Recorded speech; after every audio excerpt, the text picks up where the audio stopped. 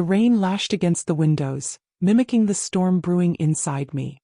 Each drop was a tiny reminder of the mounting pressure, the suffocating weight of a life that felt increasingly wrong. I unlocked the front door, the familiar click sounding too loud in the oppressive silence. The scent of sandalwood, David's favorite cologne, usually a comforting presence, now felt like a mocking reminder of his absence, or rather his presence in a life I no longer recognized. The house was a tomb, only illuminated by the flickering, ghostly light emanating from the television screen in the living room. I kicked off my heels, the click echoing across the hardwood floors. My feet ached, a physical manifestation of the relentless days spent navigating corporate politics and client demands, all while silently carrying the growing unease about my marriage. David was sprawled on the couch, his face slack, lost in the oblivion of sleep. Or was it something else? A half-empty glass of amber liquid sat precariously balanced on the edge of the coffee table, the faint aroma of whiskey mixing with the cloying sweetness of the sandalwood. He looked peaceful, almost serene, a stark contrast to the turmoil that was consuming me. I envied him, the ease with which he seemed to disconnect, to escape the pressures of life. I, on the other hand, was always on high alert, always analyzing, always trying to control the chaos. The ping of my phone was like a gunshot in the stillness. A notification from the bank. Unusual activity detected on your account. My breath hitched.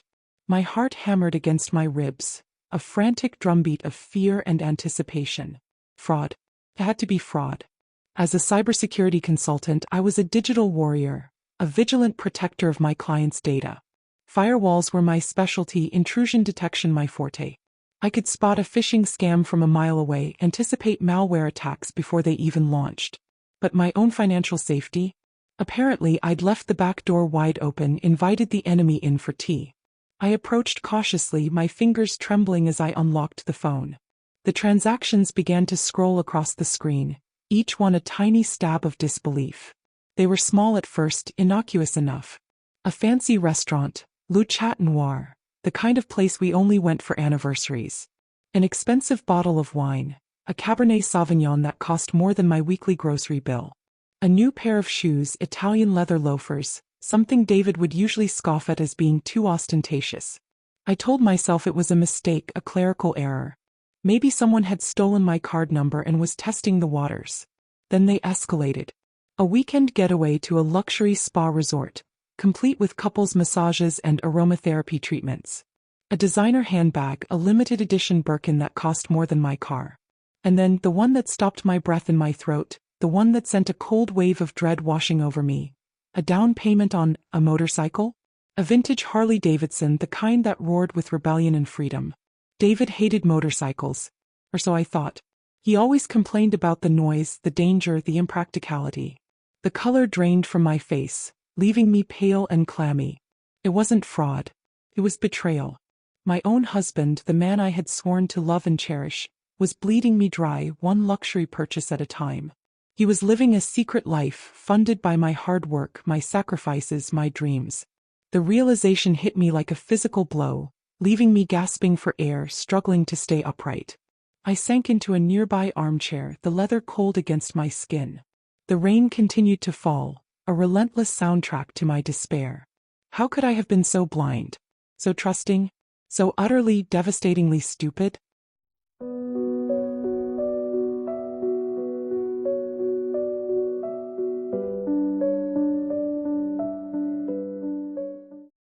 The fluorescent lights of the office hummed, a relentless buzzing that amplified the throbbing ache behind my eyes. I'd barely slept, replaying the bank transactions in my mind like a broken record, each purchase a fresh wave of nausea. My usually sharp mind felt sluggish, fogged by a toxic mix of disbelief and anger. Walking through the glass doors of Securitas, my security firm, was usually a source of pride. I had built a career here, carving out a space for myself in a male-dominated world. I'd designed impenetrable firewalls, thwarted countless cyber attacks, and earned the respect of my colleagues. Today, though, the familiar buzz of the server room, the clatter of keyboards, and the murmur of conversations felt like a cacophony of judgment. Everyone seemed to be watching me, scrutinizing my every move. Did they know? Could they see the unraveling happening inside me? My cubicle, normally a sanctuary of organized chaos, felt oppressive. Stacks of files loomed like accusing towers, reminders of the work I should be doing, the responsibilities I was failing to meet. I forced myself to sit, to log in, to attempt to focus on the urgent security breach report sitting on my screen. A ransomware attack on a local hospital. Lives were at stake. But all I could see were the images of David laughing carefree on that damn motorcycle. I sat in meetings, nodding and smiling, offering the occasional input, but my mind was a tangled mess of code, a corrupted file system riddled with errors. I could barely string together a coherent sentence, let alone design a robust security strategy. How could I have been so blind? So trusting? So stupid? The questions echoed in my head, a relentless barrage of self-recrimination. I, who made a living out of spotting vulnerabilities, had been blind to the gaping hole in my own life. During the lunch break, I found myself staring blankly at my untouched salad. Usually, I enjoyed the office banter, the shared frustrations and triumphs of the day. But today I felt utterly isolated, trapped in a bubble of my own making. I could hear snippets of conversations around me. Did you see the game last night? Project Phoenix is going to be a killer. Veronica is on the warpath. Veronica. The name sent a shiver down my spine. My boss, Veronica Sterling, was a force of nature. A woman who could freeze hell with a single glare. She had built Securitas from the ground up, a testament to her relentless drive and unwavering ambition. She was a brilliant strategist, a ruthless negotiator, and a pioneer in the field of cybersecurity. She intimidated the hell out of me, but I also respected her, admired her. She was a woman who had clawed her way to the top in a world that wasn't built for her, and she'd done it with grace and unwavering determination. I knew Veronica had seen me falter. I was usually punctual, highly efficient, ready for any challenge. Today I was a wreck. She called me into her office. I thought I was going to get fired. "You look like you've seen a ghost, Sarah," she said, her voice sharp, cutting through my self-pity like a scalpel. There was no pretense of concern, no softening of her usual steely gaze. Just a direct, unwavering assessment. I hated it, and yet I appreciated it. She saw me. She always saw me. I tried to brush it off, mumbled something about a bad night's sleep, but she wasn't buying it. Veronica Sterling wasn't easily fooled. She leaned back in her chair, her expression unreadable, her hands steepled in front of her. The silence stretched, thick and heavy. "Personal problems," I mumbled, avoiding her gaze, focusing on the intricate patterns of the Persian rug beneath my feet. It was an expensive rug, a testament to Veronica's success, a subtle reminder of the standards she expected. She steepled her fingers, leaned a little forward. "Personal problems have a way of becoming professional problems, Sarah," she said, her voice softer than usual but no less intense. "Unresolved personal issues become vulnerabilities. And in our world, vulnerabilities get exploited." A brief, sharp pause. "If you need to take some time, take it. Use the company benefits. But don't let whatever's going on outside these walls compromise your work. Understand?" I nodded, my throat tight.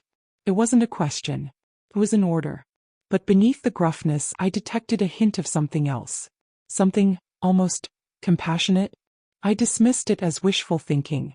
As I left her office, I felt a strange mix of dread and relief.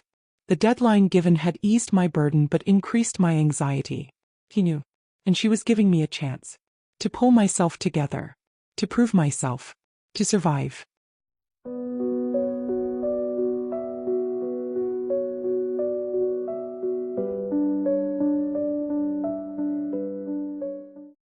The drive to Grandpa Joe's was a blur.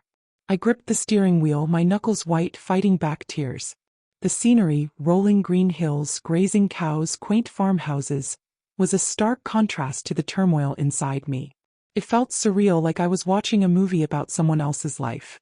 His house sat nestled at the end of a long, winding driveway, a rambling Victorian painted a cheerful shade of yellow. The porch swing creaked gently in the breeze, a familiar sound that always brought a sense of peace. The air was thick with the scent of honeysuckle and freshly cut grass, a welcome escape from the sterile atmosphere of the office. I parked the car and stepped out, taking a deep breath of the fragrant air. This place was a sanctuary, a refuge from the harsh realities of the world. Grandpa Joe was the only person in my life who had always seen me, truly seen me, beyond the expectations and pressures, the anxieties that kept me awake at night. He was my anchor, my sounding board, my lighthouse in the storm. The front door was unlocked as always. I pushed it open and stepped inside, the familiar scent of old books and pipe tobacco enveloping me in a comforting embrace.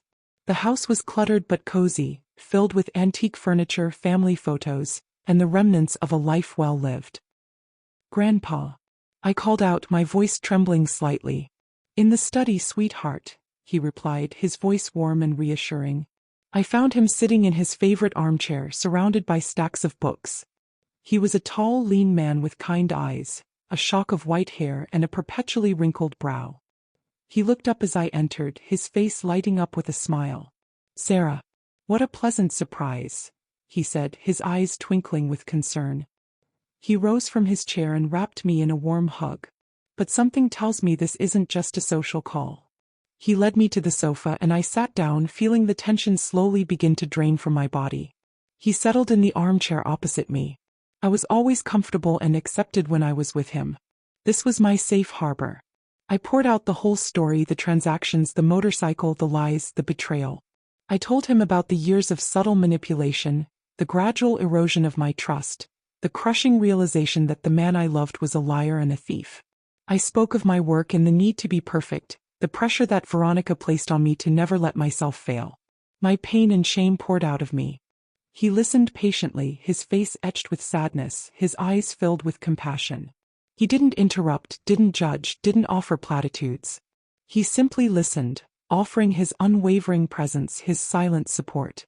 When I was finished, I felt exhausted, drained, but also strangely lighter. Like I had finally released a burden I had been carrying for far too long. He took my hand in his calloused one, his touch grounding me in the present. "Sarah," he said, his voice firm but gentle, "you are a strong, intelligent woman. You are honest, kind, and loyal. Don't let this break you. Don't let it define you. This is his failing, not yours. You deserve better than this." He gestured to an antique grandfather clock standing regally in the corner of the room, its pendulum swinging rhythmically back and forth. "Time marches on whether we like it or not.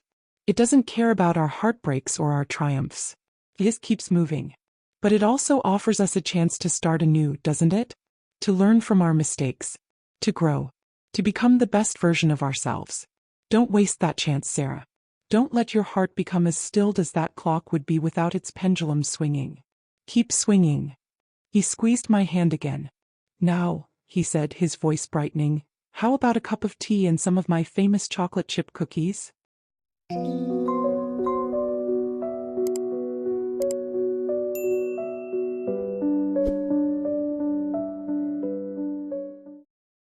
The office was a ghost town.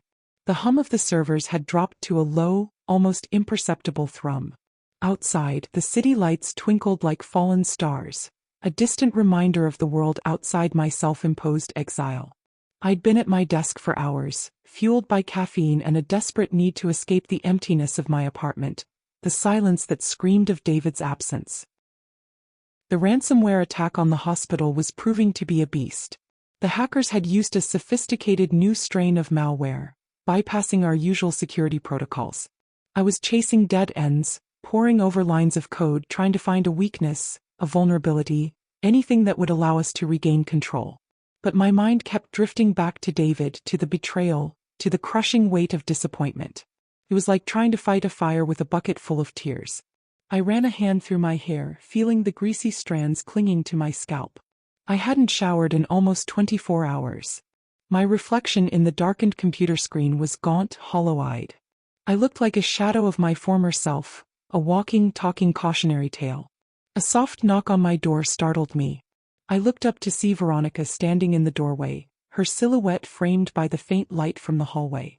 She was still wearing her power suit, a tailored black number that screamed authority. Even in the dim light, I could feel the weight of her gaze, the intensity of her presence.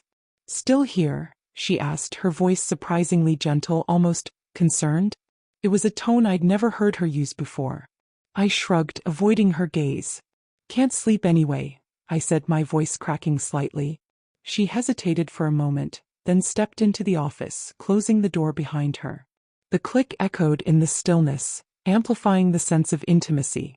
She walked over to the chair opposite my desk and sat down, her movements deliberate, precise.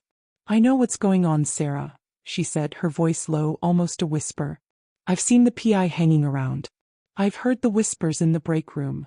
My heart sank. I was about to be fired. Or, at the very least, reprimanded.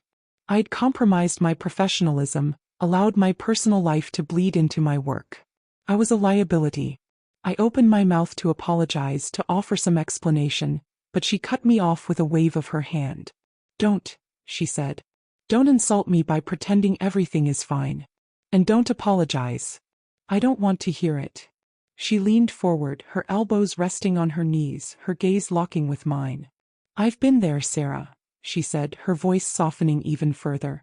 "I know what it's like to feel betrayed, to feel like you've wasted years of your life on someone who doesn't deserve you. I know what it's like when you feel like you can't even trust yourself." I stared at her, speechless. Veronica, the Ice Queen, vulnerable, sharing her personal experiences? It was almost unbelievable. She was an enigma. I knew very little about her other than her unwavering commitment to her profession and her intimidating demeanor. The only chink in her armor I'd ever witnessed was her soft spot for rescue animals. She was known to donate generously to local shelters. She sighed, a deep, weary sound. "My first husband," she said, her voice distant, almost detached. "Gambling addiction. Lost everything. The house, the savings, my trust. He almost destroyed me. Drained me financially and emotionally." She looked at me directly in the eye, her gaze unwavering. "But I survived, Sarah. And you will too." A wave of warmth washed over me, a flicker of hope in the darkness. To know Veronica had survived something similar made me feel like maybe I could find a way to also. She stood up, her movements regaining their usual precision. "Come to my office in the morning," she said, her voice regaining its usual firmness. "I have something to show you."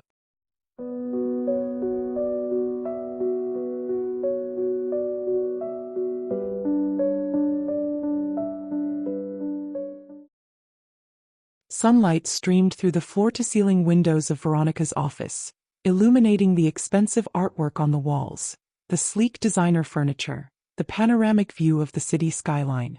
The space was a testament to her success, a symbol of her power and influence. It was also intimidating as hell. I arrived promptly at 9 a.m., my stomach churning with anxiety. I still wasn't sure what to expect. Was she going to offer me a shoulder to cry on? Pep talk? A referral to a therapist? Or was this all just a prelude to being let go? Veronica was already at her desk, impeccably dressed, her hair perfectly coiffed, her expression unreadable. She gestured for me to sit down. "Good morning, Sarah," she said, her voice businesslike. "I trust you managed to get some rest." I mumbled something about trying to sleep, but I knew she didn't believe me. She picked up a thick file from her desk and handed it to me. "This," she said, "is my divorce file." I stared at the file, my mind blank. "I don't understand," I said. "Why are you showing me this?" "Because I want you to learn from my mistakes," she said, her voice firm. "I want you to see what I did wrong, what I could have done better. I want you to understand the red flags I ignored, the warning signs I missed." I opened the file and began to read. The documents were dry, legalistic, but the story they told was heartbreaking. Veronica had been married to a charming, charismatic man who had slowly drained her financially, emotionally, and physically. He had racked up massive debts, lied about his spending, and manipulated her into turning a blind eye to his destructive behavior. As I read, I saw parallels to my own situation. The subtle manipulation, the gradual erosion of trust, the feeling of being used and betrayed. It was like looking into a mirror, a distorted reflection of my own life. I was so focused on my career, on proving myself in this industry, that I ignored the warning signs, Veronica said, her voice tinged with regret. I thought I could fix him, that I could control him. I was wrong. You can't change someone who doesn't want to change. And you can't save someone who is determined to destroy themselves. I closed the file, my hands trembling. "I don't know what to say," I said. "I'm so sorry." "Don't be," she said. "I'm not telling you this for sympathy. I'm telling you this because I see potential in you, Sarah. Potential that you're wasting on self-pity and regret." She paused, her gaze locking with mine. "And then," she said, "I want you to take on Project Phoenix." My breath caught in my throat. Project Phoenix was the biggest, most challenging, and most high-profile project our company had ever undertaken. It was a complete overhaul of a major bank security system, a project that could make or break our careers. It was a project that required unwavering focus, exceptional skills, and nerves of steel. I don't understand, I stammered. Why me? Why now? Because you're the best damn cybersecurity consultant I have on staff, Sarah, she said, her voice regaining its usual steeliness. You have the skills, the intelligence, and the drive to pull this off. And, she added, a hint of a smile playing on her lips, you have something to prove. To yourself if no one else. She stood up and walked over to the window, gazing out at the city skyline. This project is going to be hell, Sarah, she said, her voice low. It's going to test you in ways you can't even imagine. But it will also give you a chance to rebuild your life, to reclaim your power, to show the world what you're capable of. Are you in? I hesitated for a moment, my mind racing. It was a huge risk. I was emotionally drained, professionally vulnerable. But I knew deep down that I couldn't refuse. It was an opportunity to prove to myself that I wasn't defined by my mistakes, that I could still rise above the ashes of my shattered life. I stood up, my legs shaking but my voice firm. I'm in, I said. Veronica turned back to me, a flicker of approval in her eyes. Good, she said. Because hell starts Monday morning.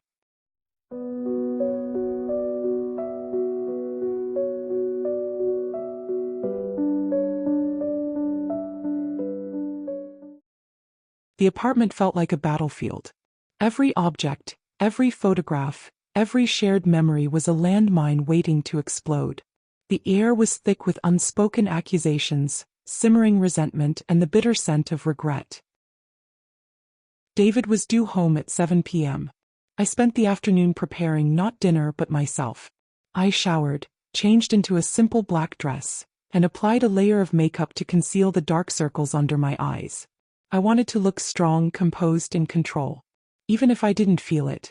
I had the evidence laid out on the dining room table. Copies of the bank statements, credit card bills, receipts for the motorcycle, the spa weekend, the designer handbag. I had consulted with a lawyer, gathered my financial documents, and prepared a plan for separating our assets. I was ready for war. He arrived at 7:15 p.m., his face flushed, his eyes bloodshot. He reeked of alcohol and cheap cologne. He looked tired, defeated. And for a fleeting moment I felt a pang of sympathy. But I quickly suppressed it. He had made his choices. Now he had to face the consequences. Hey, he said, his voice slurring slightly. What's all this? He gestured to the papers on the table. Sit down, David, I said, my voice calm but firm. He hesitated for a moment, then slumped into a chair, his gaze shifting nervously around the room. What's going on, Sarah? He asked. I know, I said. I know about the credit card bills, the motorcycle, the spa weekend, everything. His face paled. He opened his mouth to speak, but no words came out. Don't lie to me, David, I said. I have proof. I have everything. He hung his head, his shoulders slumping. Okay, he said, his voice barely audible. Okay, you got me. The confession was anticlimactic. There was no drama, no denial, no elaborate excuses. Just a quiet admission of guilt. I spent the next hour laying out the evidence, explaining the legal process and outlining my demands. He listened in silence, his eyes filled with shame and remorse. Why, David? I asked, my voice trembling slightly. Why did you do this to me? To us? He looked up at me, his eyes filled with tears. I don't know, Sarah, he said. I felt like I was suffocating, like I was trapped. I wanted to feel alive, to feel like I was in control. I'm pathetic. I felt a surge of anger, a burning rage that threatened to consume me. But I managed to suppress it. I couldn't afford to lose control. Did you even think of me? I said. How hard I work. What sacrifices I make. He looked away. I know I messed up. I can't, I said, my voice trembling. I can't do this anymore. There's too much damage. He looked at me, his eyes filled with despair. You're going to leave me? He asked. I have to, I said. I have to choose myself. For once. You can't keep draining me. It's over. I stood up and walked away, leaving him sitting alone in the battlefield that used to be our home. I didn't look back. I couldn't.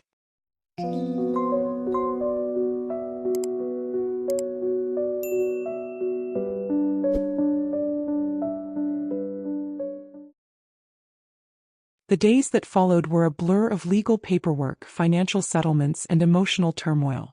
I moved into a small apartment, sparsely furnished but clean and bright. It was a fresh start, a blank canvas on which to paint a new life. But my focus was on Project Phoenix. I threw myself into the work, immersing myself in the complexities of cybersecurity, pushing myself to the limit. It was a demanding, challenging, and often frustrating project. But it was also incredibly rewarding.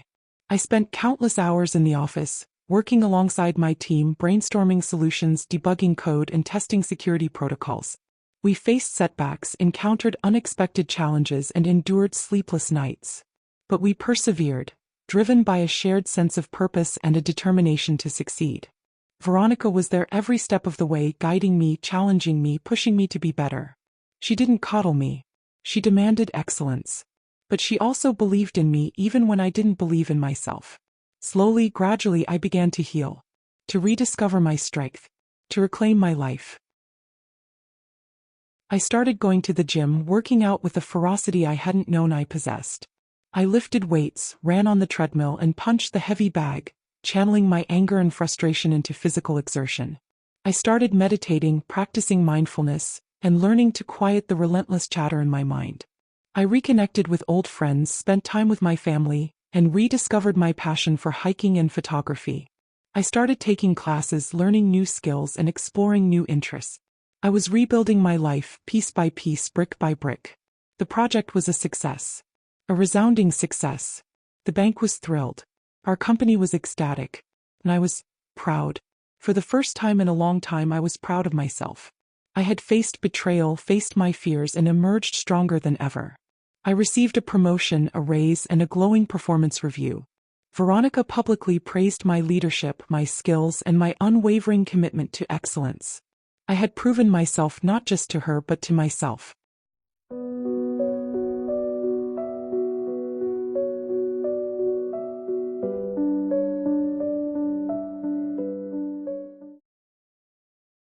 A year later, I stood in a motorcycle dealership, my heart pounding with excitement. I had spent months researching different models, test driving various bikes, and saving up the money. Today, I was finally going to buy my own motorcycle. I had always been drawn to the idea of riding, the feeling of freedom, the sense of adventure. But I had never had the courage to do it. David had always discouraged me, telling me it was too dangerous, too impractical, too unladylike. But now I was free. Free to make my own choices, to pursue my own dreams, to live my life on my own terms. I chose a sleek black beauty, a Harley-Davidson Sportster S that roared with power and freedom. The salesman, a burly man with a handlebar mustache, looked at me with a mixture of surprise and admiration. "You sure you can handle this beast, ma'am?" he asked. I smiled. "I think I can manage," I said. I put on my helmet, straddled the bike, and fired up the engine. The roar was deafening, exhilarating. I gripped the handlebars, released the clutch, and accelerated out of the dealership. The wind whipped through my hair, the sun warmed my face, and the open road stretched before me like a promise. I was alone, but I wasn't lonely. I was free. I rode for hours, lost in the beauty of the landscape, the rhythm of the engine, and the sheer joy of being alive. I stopped at a roadside diner, ordered a burger and a beer, and chatted with the locals. As the sun began to set, I pulled over to the side of the road and watched as the sky turned into a fiery canvas of orange, pink, and purple. I took a deep breath of the crisp, clean air and smiled. I didn't harbor bitterness toward David. Eventually, he got the help he needed and began rebuilding his life. We even managed to forge a fragile friendship, based on mutual respect and understanding. But the marriage was over. And I was okay with that. Veronica eventually retired, leaving Securitas in my capable hands. She remained a mentor and a friend, always available with a word of advice, a listening ear, or a much-needed dose of tough love. She taught me that vulnerability wasn't weakness, it was strength.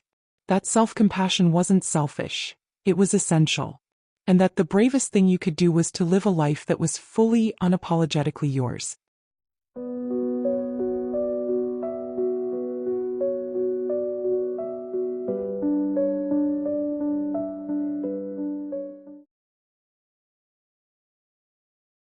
The rhythmic ticking of a different clock now fills my days. Not the oppressive tick of obligation but the liberating tick of possibility. The scent of leather and gasoline replaces the sterile office air. My jewelry is minimal, chosen for its beauty, not its perceived value. The coffee is strong, the conversation's real. And the road ahead is open, inviting, full of endless possibilities. The algorithm of betrayal taught me a valuable lesson. That sometimes, the most devastating crashes can lead to the most unexpected freedoms. That the firewalls we build around our hearts can also imprison us. And that the greatest security risk we face is not from external threats, but from the lies we tell ourselves, the compromises we make, and the dreams we abandon. It taught me that I am strong, resilient, and capable of anything I set my mind to. It taught me that I deserve to be happy, to be loved, and to be fulfilled. And it taught me that the only person who can truly define me is myself. So I ask you, dear listeners, dear viewers, what are you waiting for? What dreams have you abandoned? What lies have you been telling yourself? What cages have you built around your heart? Break free. Take a risk. Embrace your vulnerability. Trust your instincts. And never ever give up on yourself. The bravest thing you can do is to live a life that is fully, unapologetically yours. Let go of who you think you should be and be who you are. What would it look like for you to live a life that is truly yours? Share your reflections in the comments below, and subscribe to the channel for more stories of transformation. And remember, you are not alone. We are all in this together. The bravest thing you can do is to live a life that is fully, unapologetically yours. Let go of who you think you should be and be who you are. What would it look like for you to live a life that is truly yours? Share your reflections in the comments below, and subscribe to the channel for more stories of transformation. And remember, you are not alone. We are all in this together.